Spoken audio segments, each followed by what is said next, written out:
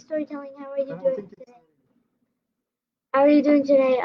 We are going to be reading the Bible and see that? And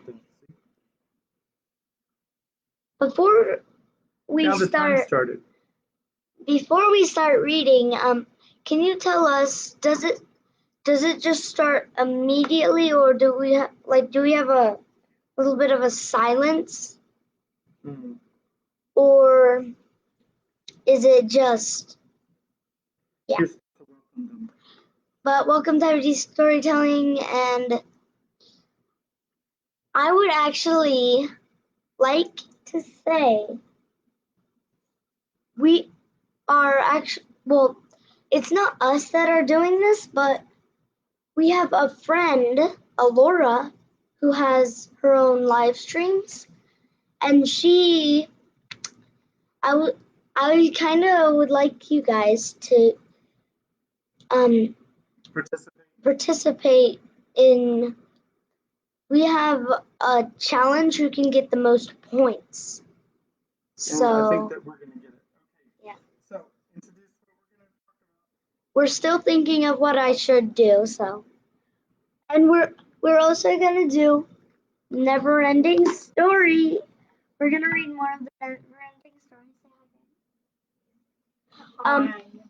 And here's the one who's going to be reading you the Bible and the Neverending Story.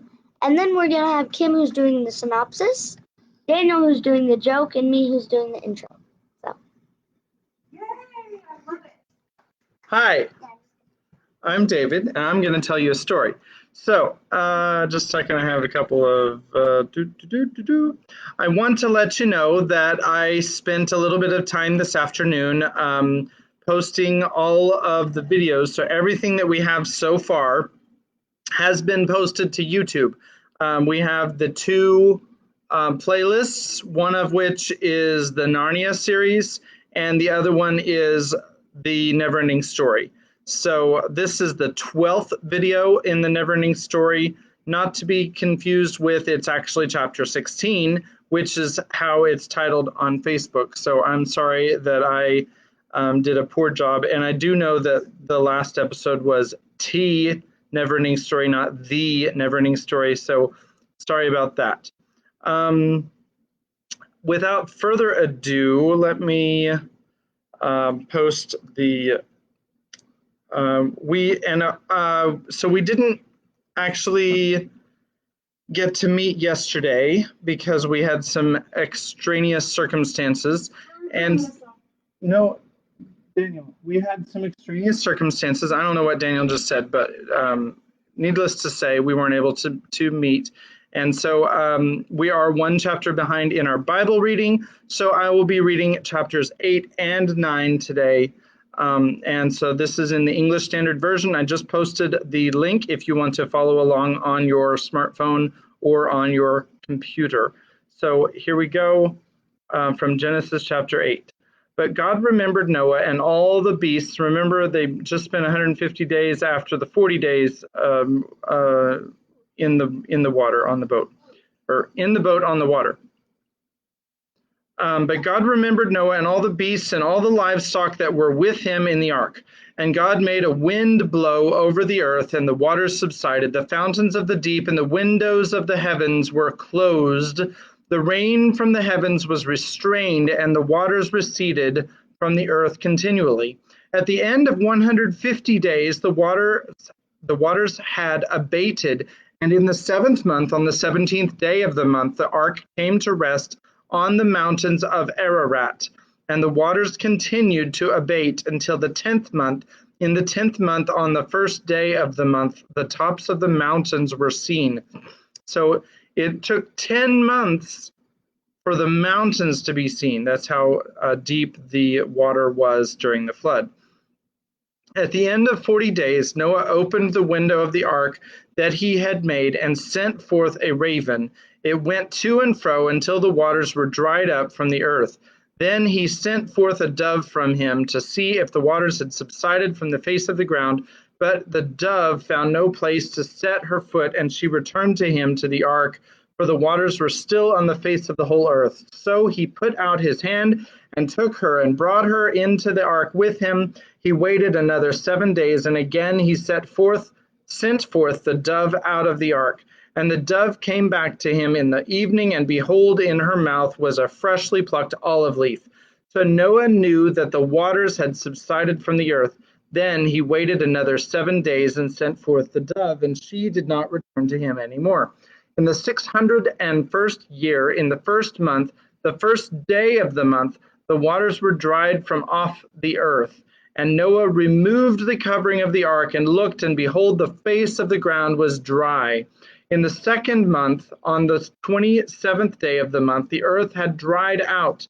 Then God said to Noah, "Go out from the ark, you and your wife and your sons wives with you. Bring out with you every living thing that is with you of all flesh, birds and animals, and every creeping thing that creeps on the earth, that they may swarm on the earth and be fruitful." Wait, did I skip a line? Every living thing that is with you of all flesh, birds and animals, and every creeping thing that creeps on the earth, that they may swarm on the earth and be fruitful and multiply on the earth. So Noah went out, and his sons and his wife and his sons' wives with him. Every beast, every creeping thing, and every bird, everything that moves on the earth went out by families from the ark. Then Noah built an altar to the Lord, and took some of every clean animal and some of every clean bird, and offered burnt offerings on the altar. And when the Lord smelled the pleasing aroma, the Lord said in his heart, "I will never again curse the ground because of man, for the intention of man's heart is evil from his youth. Neither will I ever again strike down every living creature as I have done. While the earth remains, seed time and harvest, cold and heat, summer and winter, day and night shall not cease." And now chapter 9. And God blessed Noah and his sons and said to them, "Be fruitful and multiply and fill the earth. The fear of you and the dread of you shall be upon every beast of the earth and upon every bird of the heavens, upon everything that creeps on the ground and all the fish of the sea. Into your hand they are delivered. Every moving thing that lives shall be food for you. And as I gave you the green plants, I give you everything. But you shall not eat flesh with its life, that is, its blood. And for your lifeblood I will require a reckoning. From every beast I will require it, and from man. From his fellow man I will require a reckoning for the life of man. Whoever sheds the blood of man, by man shall his blood be shed, for God made man in his own image. And you be fruitful and multiply, increase greatly on the earth and multiply in it. Then God said to Noah and to his sons with him, "Behold, I establish my covenant with you and your offspring after you, and with every living creature that is with you, the birds, the livestock, and every beast of the earth with you, as many as came out of the ark. It is for every beast of the earth. I establish my covenant with you, that never again shall all flesh be cut off by the waters of the flood, and never again shall there be a flood to destroy the earth." And God said, "This is the sign of the covenant that I make between me and you and every living creature that is with you for all future generations. I have set my bow in the cloud, and it shall be a sign of the covenant between me and the earth. When I bring clouds over the earth, and the bow is seen in the clouds, I will remember my covenant that is between me and you and every living creature of all flesh. And the waters shall never again become a flood to destroy all flesh. When the bow is in the clouds, I will see it and remember the everlasting covenant between God and every living creature of all flesh that is on the earth." God said to Noah, "This is the sign of the covenant that I have established between me and all flesh that is on the earth." The sons of Noah who went forth from the ark were Shem, Ham, and Japheth. Ham was the father of Canaan. These three were the sons of Noah, and from these the people of the whole earth were dispersed. Noah began to be a man of the soil, and he planted a vineyard. He drank of the wine and became drunk and lay uncovered in his tent. And Ham, the father of Canaan, saw the nakedness of his father and told his two brothers outside. Then Shem and Japheth took a garment, laid it on both their shoulders, and walked backward and covered the nakedness of their father. Their faces were turned backward, and they did not see their father's nakedness. When Noah awoke from his wine and knew what his youngest son had done to him, he said, "Cursed be Canaan, a servant of servants shall he be to his brothers." He also said, "Blessed be the Lord, the God of Shem, and let Canaan be his servant. May God enlarge Japheth, and let him dwell in the tents of Shem, and let Canaan be his servant." After the flood, Noah lived 350 years. All the days of Noah were 950 years, and he died. That is the end of Genesis chapter 9. And now we are a little bit behind. I'd love to give you some commentary about the flood. The first thing that I would just like to quickly iterate is that the tops of the mountains were covered for 10 months. Um, these people that suggest that it might have been some kind of a local flood, the Bible's describing some kind of a local flood. They're obviously not looking into it and suggesting that the tops of the mountains were covered for 10 months. That is not a local flood.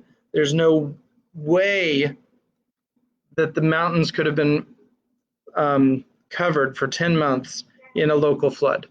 Yes, JJ.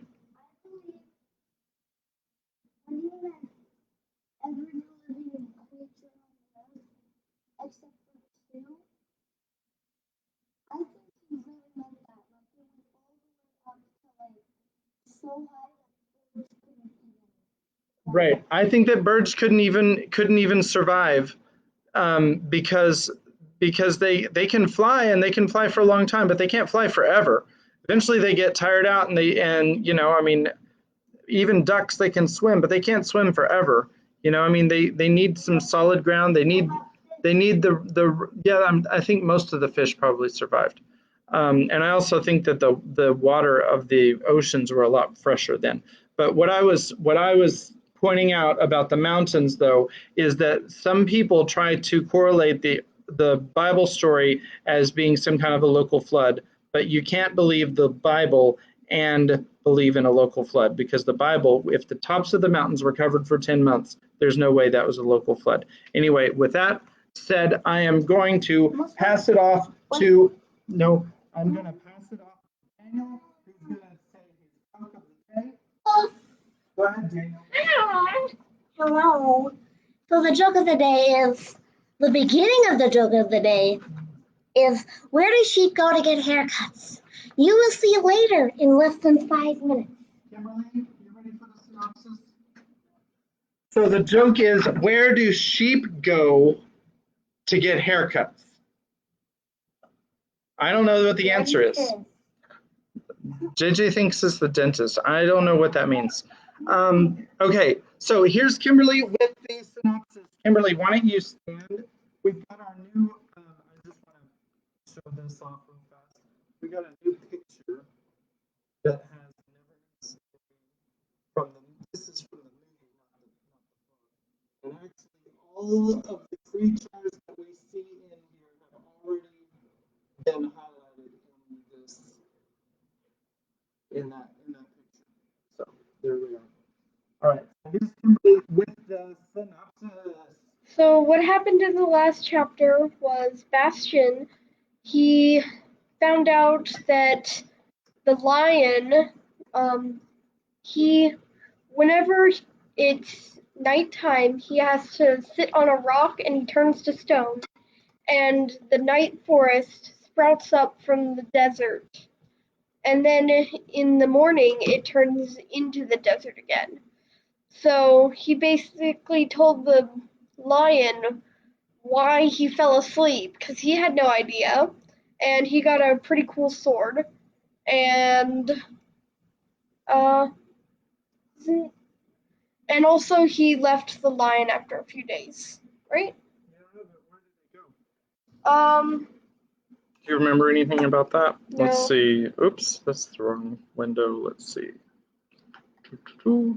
Apparently the Silver City. The Moonchild, afraid of anything, many-colored death. Yep, something about a silver city. Okay, goodbye, Grogerman, and thanks for everything. He said softly, I'll come again, I promise, I'll come again. He slipped through the cleft, and instantly the door closed behind him. Bastian didn't know that he would not keep his promise. Much later, someone would come in his name and keep it for him, but that's another story, and shall be told at another time. And at this time, here's Daniel with the answer to his The end of the joke Sorry. is they go to the barber shop.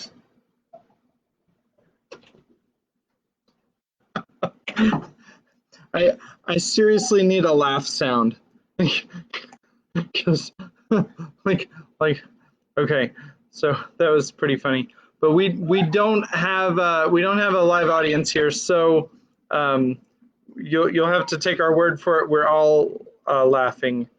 Um, so real quick, Jenny says hi, honey. Hi, Jenny. Jessica says, hey guys. Hey, Jessica. And then Jenny says, hi, Jessica, which I think she already replied for me. I'm just reading the comments that we have so far. So chapter 16, the Silver City of Amarganth. And if you like this video, please post your comments of what you like about it, and also just hit the like button, or the heart button is fine too. We accept both, not the sad face button. We don't like that. Okay, chapter 16, the Silver City of Amarganth. I guess the chapter that our text died, you could hit the sad face button on that one if you want to. The Silver City of Amarganth. Okay, sorry, I've said that too many times. First letter is P. Purple light passed in slow waves across the floor and the walls of the room. It was a hexagonal room, rather like the enlarged cell of a honeycomb. Every second wall had a door in it, and on the intervening walls were painted strange pictures representing landscapes and creatures who seemed to be half plant and half animal. Bastian had entered through one of the doors. The other two, to the right and the left of it, were exactly the same shape, but the left-hand door was black, while the right-hand one was white. Bastian chose the white door. In the next room, the light was yellowish. Here again, the walls formed a hexagon. The pictures represented all manners of contrivances that meant nothing to Bastian.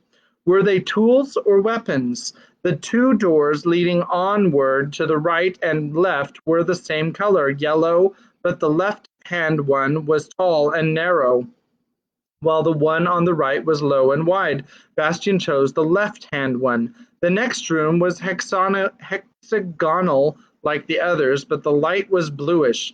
The pictures on the walls were of intricate ornaments or characters in a strange alphabet. Here, the two doors were the same color but of different material, one of wood, the other of metal. Bastian chose the wooden door. It is not possible to describe all the doors and rooms through which Bastian passed during his stay in the Temple of 1,000 Doors. There were doors that looked like large keyholes, and others that resembled the entrances to caves. There were golden doors and rusty iron doors. Some were padded, and some were studded with nails. Some were paper thin, and others as thick as the doors of treasure houses. There was one that looked like a giant's mouth, and another that had to be opened like a drawbridge, one that suggested a big ear, and one that was made of gingerbread, one that was shaped like an oven door, and one that had to be unbuttoned. The two doors leading out of a room always had something in common: the shape, the material, the size, the color, but there was always some essential difference between them. Bastian had passed many times from one I don't know how to say that word, hexagonal room to another. Every decision he made led to another decision that led to yet another decision. But after all these decisions, he was still in the Temple of 1,000 Doors. As he went on and on, he began to wonder why this should be. His wish had sufficed to lead him into the maze, but apparently it was not definite enough to enable him to find the way out. He had wished for company, but now he realized that by company he had meant no one in particular. This vague wish hadn't helped him at all. Thus far, his decisions had been made on mere whim and involved very little thought. In every case, he might just as well have taken the other door. At this rate, he would never find his way out. Just then, he was in a room with a greenish light. 3 of the 6 walls had variously shaped clouds painted on them. The door to the left was of white mother of pearl, the one on the right was of ebony. And suddenly he knew whom he wished for, Atreyu. The mother of pearl door reminded Bastian of Falkor, the luck dragon, whose scales glistened like mother of pearl, so he decided on that one. In the next room, one of the 2 doors was made of plated brass. The other was an iron grating. Just then, Bastian was thinking of the grassy ocean, where Atreyu was at home, so he picked the grass door. In the next room, he found 2 doors, which differed only in that one was made of leather and the other of felt. Bastian chose the leather one. Then he was faced with 2 more doors, and again he had time to think. One was purple, the other olive green. Atreyu was a greenskin, and his cloak was made from the hide of a purple buffalo, a symbol such as Atreyu had had on his forehead and cheeks when Charon came to him, was painted in white on the olive green door, but the purple door had the same symbol on it, and Bastian didn't know that Atreyu's cloak had been ornamented with just such symbols. That door, he thought, must lead to somewhere else, not to Atreyu. He opened the olive green door, and then he was outside. To his surprise, he found himself not in the grassy ocean, but in a bright springtime forest. Sunbeams shone through the young foliage and played their games of light and shade on the mossy ground. The place smelled of earth and mushrooms, and the balmy air was filled with the twittering of birds. Bastian turned around and saw that he had just stepped out of a little forest chapel. For that moment its door had been the way out of the temple of 1,000 doors. Bastian opened it again, but all he saw was the inside of a small chapel. The roof consisted only of a few rotten beams, and the walls were covered with moss. Bastian started walking. He had no idea where he was going, but he felt certain that sooner or later he would find Atreyu. The thought made him so happy that he whistled to the birds, who answered him and sang every merry tune that entered his head. A while later, he caught sight of a group of figures in a clearing. As he came closer, they proved to be 4 men in magnificent armor and a beautiful lady, who was sitting on the grass strumming a lute. 5 richly caparisoned horses and a pack mule were standing in the background. A white cloth laid with all manner of viands and drink was spread out on the grass before the company. Before joining the group, Bastian hid the childlike empress's amulet under his shirt. He thought it best to see what these people were up to before allowing himself to be recognized. The men stood up and bowed low at his approach, evidently taking him for an oriental prince or something of the kind. The fair lady nodded, smiling at him, and went on strumming her lute. One of the men was taller than the rest and magnificently clad. He had fair hair that hung down over his shoulders. "I am Hero High-rank," he announced, "and this is Princess Olglamar, daughter of the king of Luna. These men are my friends, Hicraon, Hisbald, and Hydron." Oh, that's what. Something was tickling my leg, and I found out who it was. Yeah. And what may your name be, young friend? I may not say my name, not yet, Bastian replied. A vow? Princess Oglamar asked on a note of mockery. So young, and you've already made a vow? Have you come a long way? Hero High-rank inquired. A very long way, Bastian replied. Are you a prince? Asked the princess with a gracious smile. That I may not reveal, said Bastian. Well, welcome in any case to our gathering, cried Hero High-rank. Will you honor us by partaking of our repast? Bastian accepted with thanks, sat down, and began to eat. From the conversation between the lady and the four knights, Bastian learned that a tournament was to be held in the large and magnificent silver city of Amarganth, which was not far distant.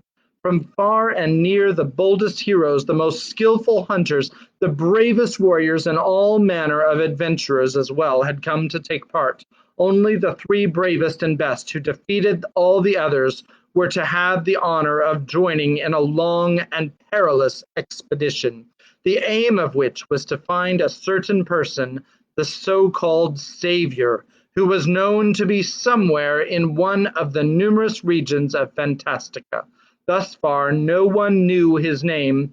It appeared that at some time in the past, Fantastica had been struck by disaster, but that this savior had appeared on the scene and saved it in the nick of time by giving the childlike empress the name of Moonchild, by which she was now known to everyone in Fantastica. JJ needs to come back up the stairs. I'm going to wait.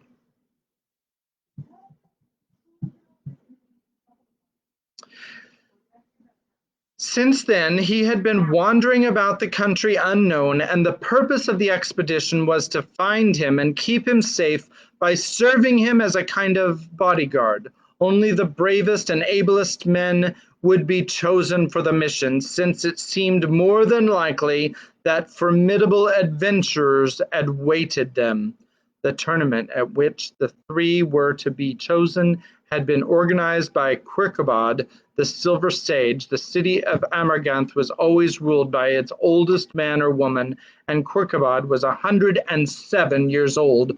The winners, however, would not be selected by him, but by one Atreyu, a young greenskin, who was then visiting Sage Quirkabad. This Atreyu was to lead the expedition, for he alone was capable of recognizing the Savior, since he had seen him once in his magic mirror. Bastian listened in silence. It wasn't easy for him, for he soon realized that the Savior was his very own self. I'm sorry, it's really hard to read while someone is tickling my knee. Go.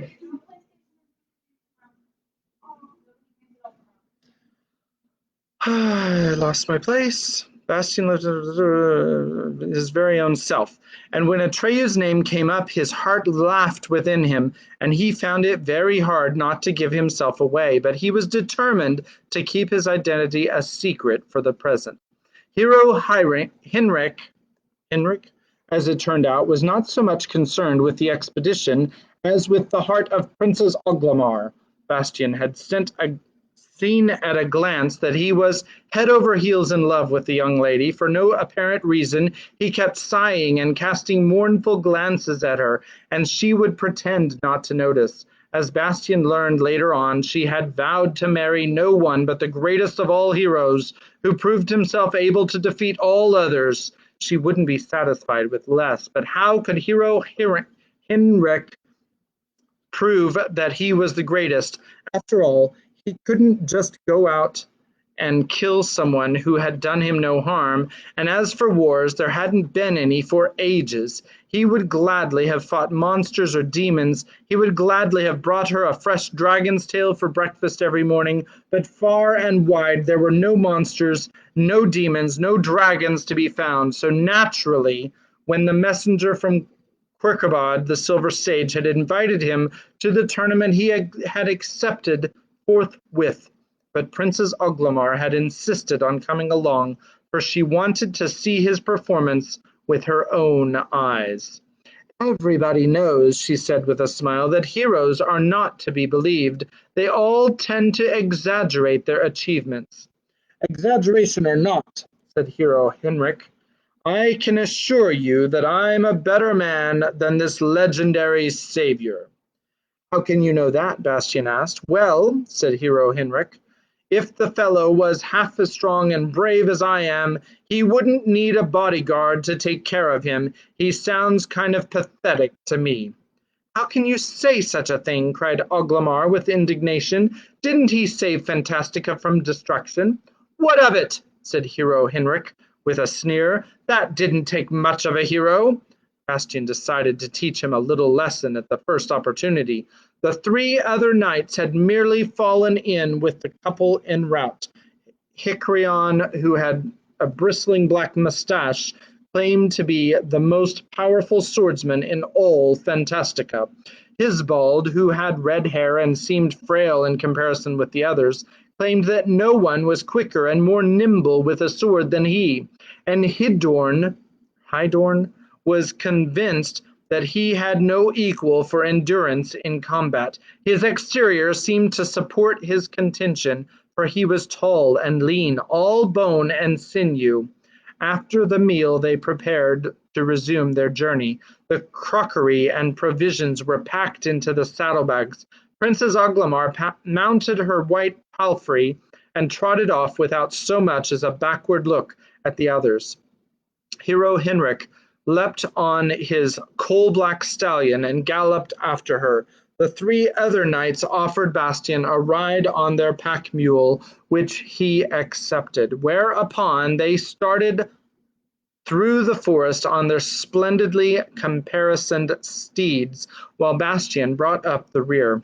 Bastian's mount, an aged she-mule, dropped farther and farther behind. Bastian tried to goad her on, but instead of quickening her pace, the mule stopped still, twisted her neck to look back at him, and said, "Don't urge me on, sire. I've lagged behind on purpose." "Why?" Bastian asked. "Because I know who you are." "How can it be?" "When a person is only half a donkey like me, and not a complete one, she senses certain things. Even the horses had an inkling. You needn't say anything, sire. I've been so glad to tell my children and grandchildren that I carried the Savior on my back, and was first to welcome him. Unfortunately, mules don't get children." "What's your name?" Bastian asked. "Yika, sire." "Look here, Yika, don't spoil my fun. Could you keep what you know to yourself for the time being?" "Gladly, sire," and the mule trotted off to catch up with the others. The group were waiting on a knoll at the edge of the forest, looking down with wonderment at the city of Amarganth, which lay gleaming in the sunlight before them. From the height where they stood, the travelers had a broad view over a large violet-blue lake, surrounded on all sides by similar wooded hills. In the middle of this lake lay the silver city of Amarganth. The houses were all supported by boats, and the larger palaces by great barges. Every house and every ship was made of finely chiseled, delicately ornamented silver. The windows and doors of the palaces, great and small, the towers and balconies, were all of finely wrought silver filigree, unequaled in all Fantastica. The lake was studded with boats of all sizes, carrying visitors to the city from the mainland. Hero Henrik and his companions hastened down to the shore, where a silver ferry with a magnificently curved prow was waiting. There was room in it for the whole company, horses, pack mule, and all. On the way over, Bastian learned from the ferryman, whose clothes were of woven silver, that the violet-blue water of the lake was so salty and bitter that only silver, and a special kind of silver at that, could withstand its corrosive action for any length of time. The name of this lake was Moru, or Lake of Tears. In times long past, the people of Amarganth had ferried their city to the middle of the lake to protect it from invasion, since ships of wood or iron were quick to disintegrate in the acrid water. At present there was yet another reason for leaving Amarganth in the middle of the lake, for the inhabitants had got into the habit of regrouping their houses and moving their streets and squares about when the fancy struck them. Suppose, for instance, that two families living at opposite ends of the town made friends or intermarried. Why, then they would simply move their silver ships close together and become neighbors. Bastian would gladly have heard more, but the ferry had reached the city, and he had to get out with his traveling companions. Their first concern was to find lodgings for themselves and their mounts, no easy matter, since Amarganth was literally overrun by visitors who had come from far and near for the tournament. At length they found lodgings in an inn. After taking the she-mule to the stable, Bastian whispered in her ear, "Don't forget to promise, Yika. I'll be seeing you again." Yika nodded. Then Bastian told his traveling companions that he didn't wish to be a burden to them any longer and would look about the town on his own. After thanking them for their kindness, he took his leave. Actually, he was intent on finding Atreyu. The large and small boats were connected by gangplanks, some so narrow that only one person could cross them at a time, others as wide as good-sized streets. There were also arched bridges with roofs over them, and in the canals between the palace ships, hundreds of small boats were moving back and forth. But wherever you went or stood, you felt a gentle rise and fall underfoot, just enough to remind you that the whole city was afloat. The visitors who had literally flooded the city were so varied and colorful that it would take a whole book to describe them. The Amarganthians were easy to recognize, for they all wore clothes of silver fabric that was almost as fine as Bastian's mantle. Their hair, too, was silver. They were tall and well built, and their eyes were as violet blue as Mauru, the Lake of Tears. Most of the visitors were not quite so attractive. There were muscle-bound giants with heads that seemed no larger than apples between their huge shoulders. There were sinister-looking night rowdies, bold, solitary individuals whom, as one could see at a glance, it was best not to tangle with. There were some flimflams with shifty eyes and nimble fingers, and berserkers with smoke coming out of their mouths and noses.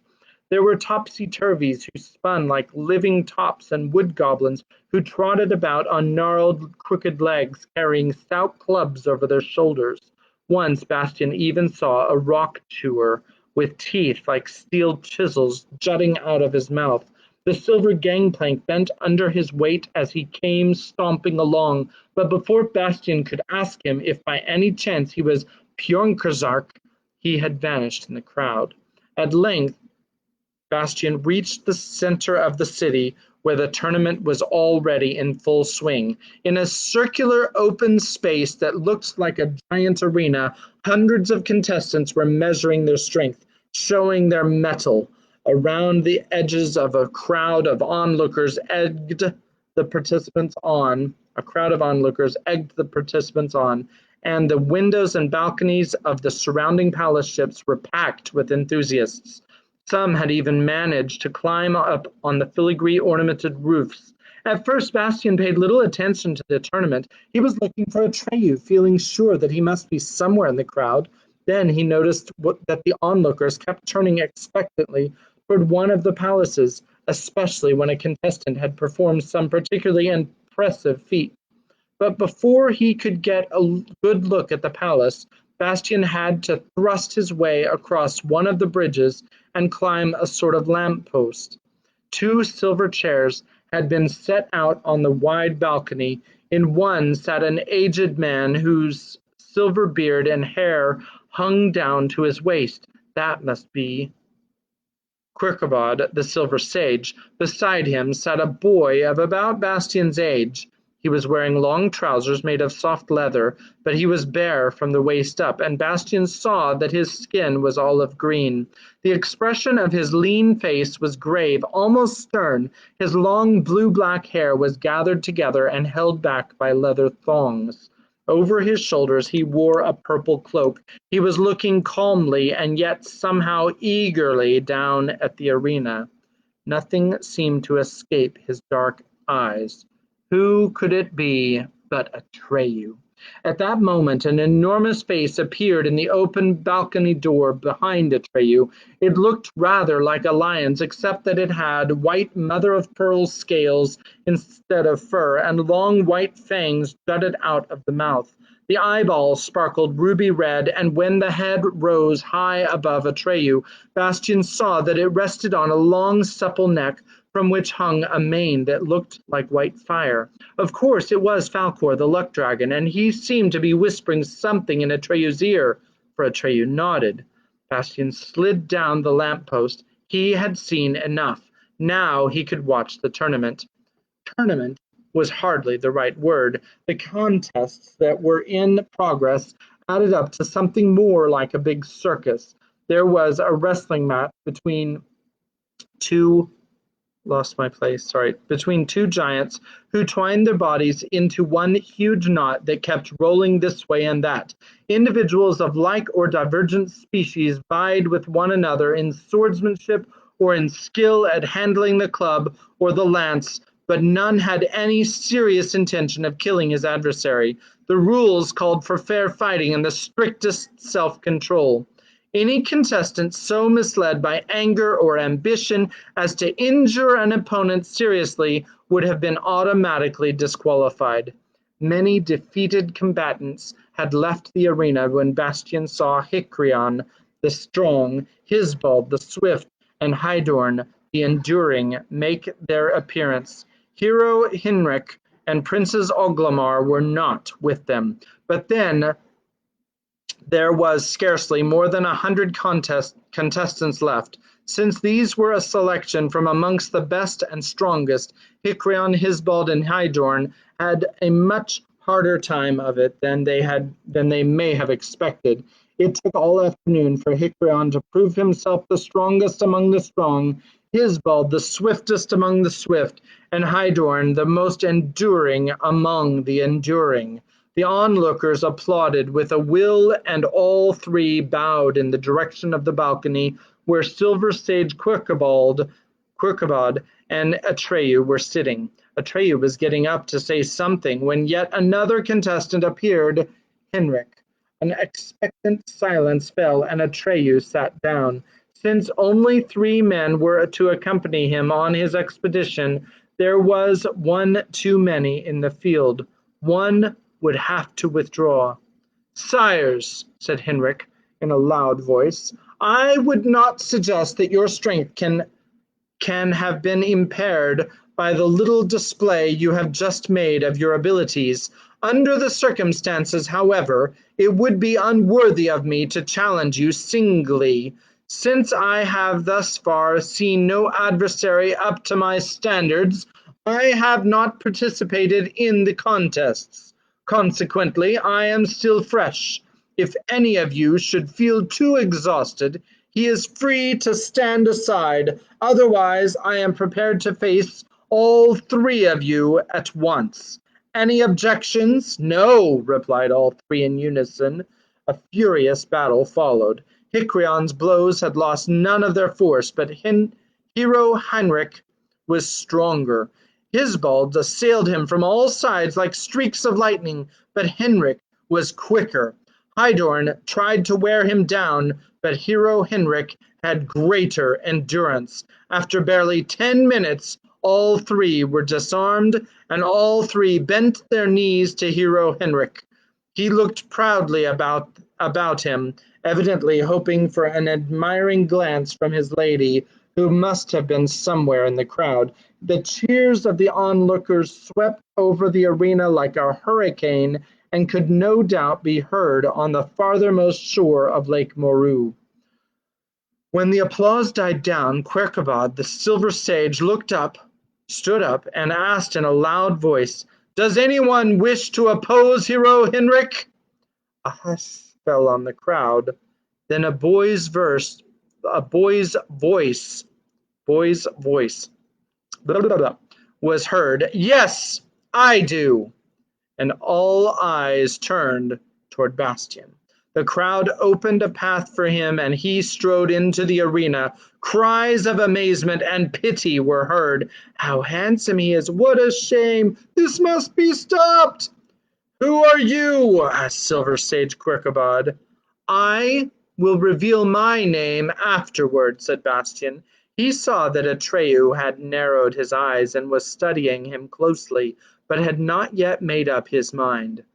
Young friend, said Hero Heinrich, we have eaten and drunk together. Why do you want me to put you to shame?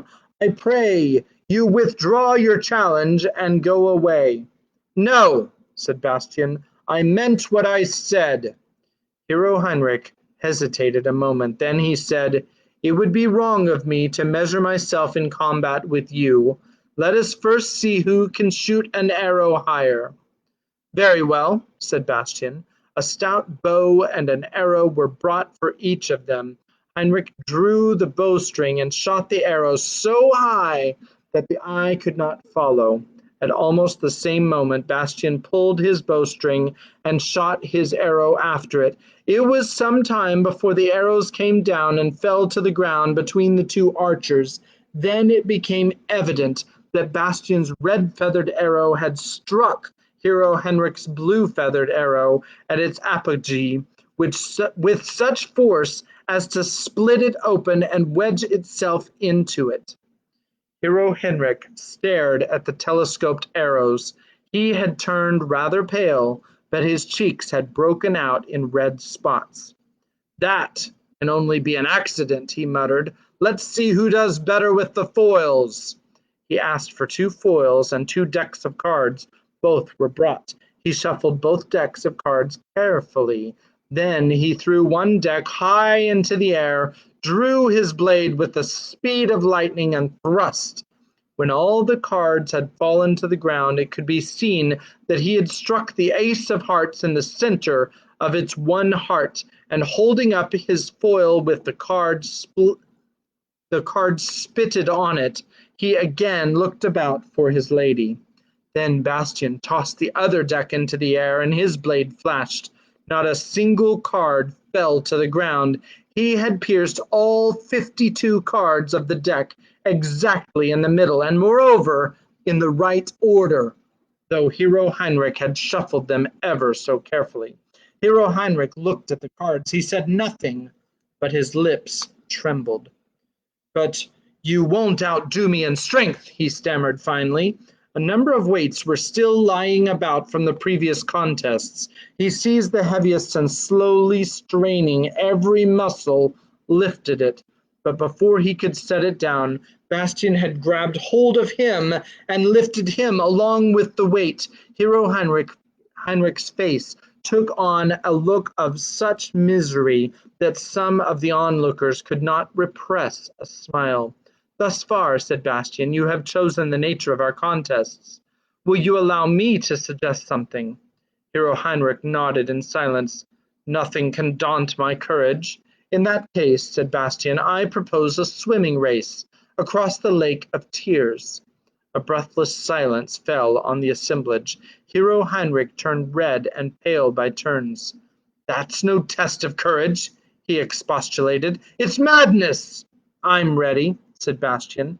At that, Hero Heinrich lost his self-control. "No!" he shouted, stamping his foot. "You know as well as I do that the water of Moru dissolves everything. It would be certain death." "I'm not afraid," said Bastian calmly. "I've crossed the desert of colors. I've eaten and drunk the fire of the many-colored death and bathed in it. I'm not afraid of any water." "You're lying!" roared Hero Heinrich, purple with rage. "No one in all Fantastica can survive the many-colored death. Any child knows that." "Hero Heinrich," said Bastian slowly, "instead of calling me a liar, why not admit that you're just plain scared?" That was too much for Hero Heinrich. Beside himself with rage, he drew his big sword from its sheath and flung himself on Bastian. Bastian stepped back.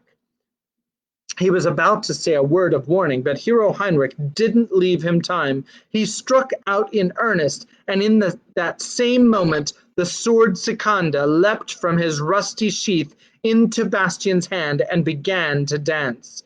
What happened next was so amazing that not one of the onlookers would forget it as long as he lived. Luckily, Bastian couldn't let go of the hilt and was obliged to follow all Secanda's lightning-like movements.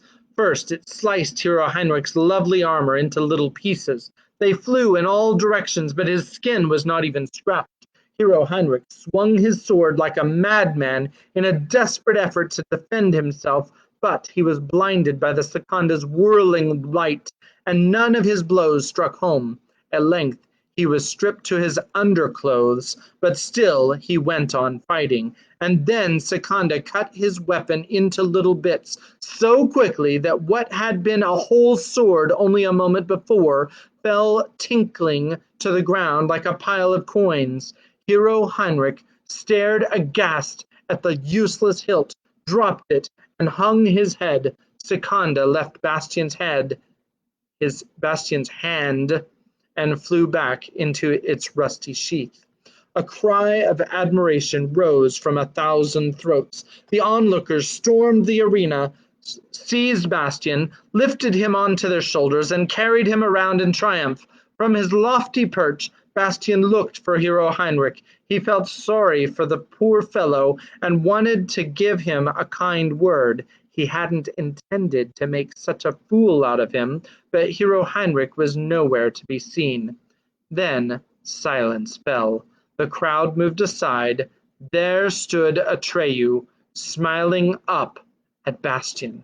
Bastian smiled back. His bearers let him down from their shoulders. For a long while the two boys looked at each other in silence.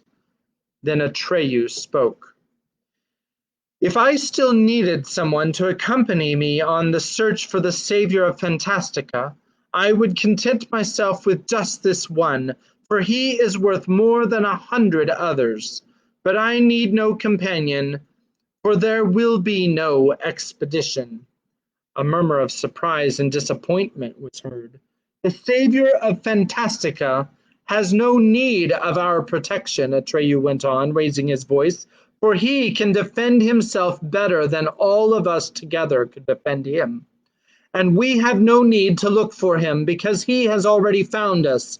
I didn't recognize him at first, for when I saw him in the magic mirror gate of the Southern Oracle, he was different from now, entirely different, but I didn't forget the look in his eyes.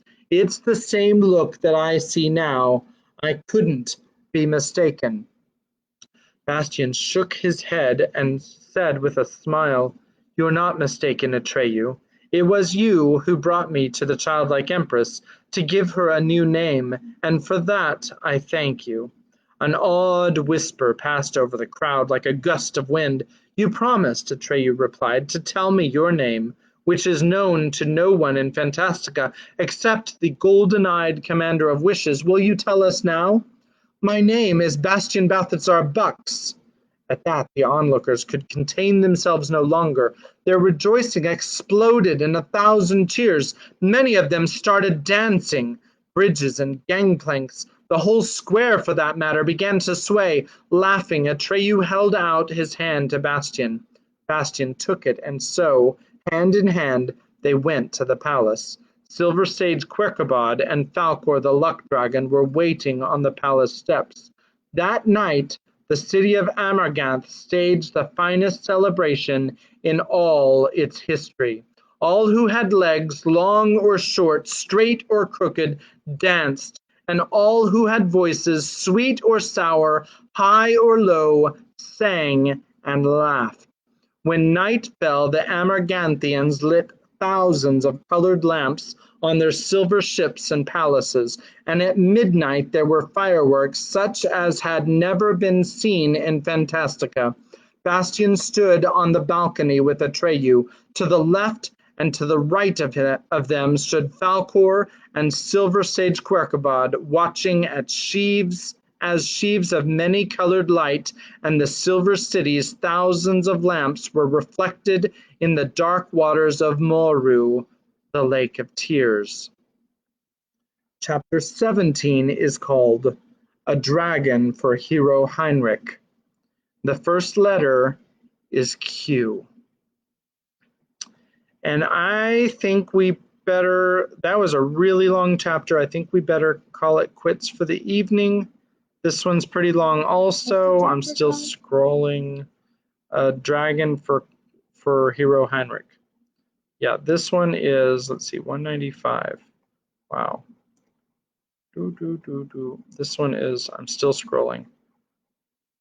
It's 10, 11. This one's 13 pages, and they're, Yeah, it's going to make for a really, really super long video, and it's already 9:30. It's time to get the kids settled, so I better call it quits for the evening. I hope you guys are enjoying the story about hero Heinrich and how he was humiliated, and Atreyu, how he found Bastian and the savior of Fantastica, and I hope that um, we've got 10 more chapters still, so there's a lot more left that could happen.